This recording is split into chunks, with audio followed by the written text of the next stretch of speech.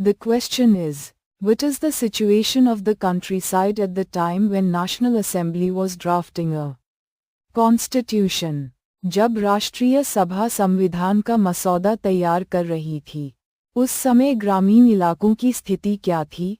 The answer is, at the time, the National Assembly was busy in drafting a constitution.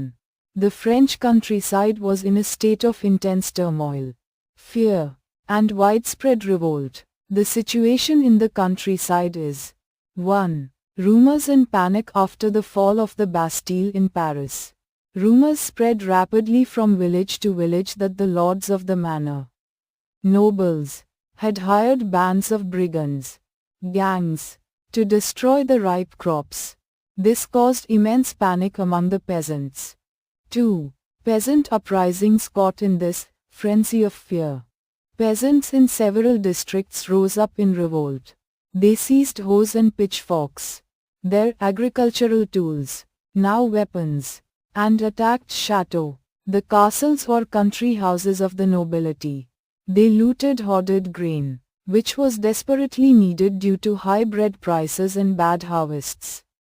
They burned down documents containing records of manorial dues, feudal obligations, taxes, and services they owed to their lords. 3. Flight of nobles faced with these powerful and violent peasant revolts.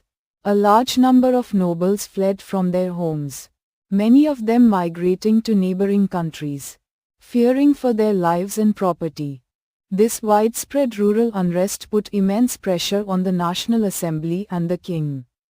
It demonstrated the depth of the people's anger against the feudal system and contributed directly to the Assembly's decision to abolish feudalism on the night of August 4, 1789. उस समय राष्ट्रीय सभा संविधान का मसौदा तैयार करने में व्यस्त थी। फ्रांसीसी ग्रामीण इलाकों में तीव्र उथल-पुथल, भय और व्यापक विद्रोह की स्थिति थी। ग्रामीण इलाकों में स्थिति इस प्रकार थी। 1.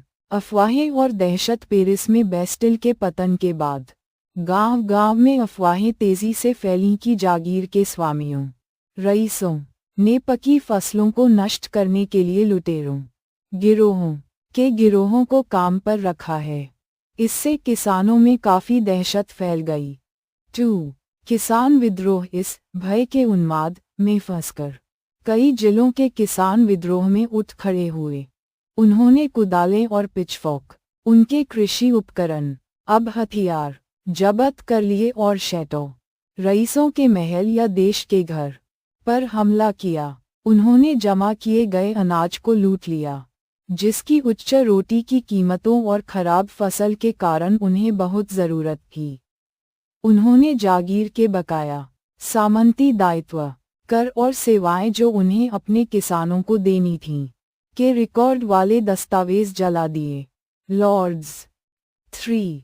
रईसों का पलायन। इन शक्तिशाली और हिंसक किसान विद्रोहों का सामना करते हुए बड़ी संख्या में रईस अपने घरों से भाग गए।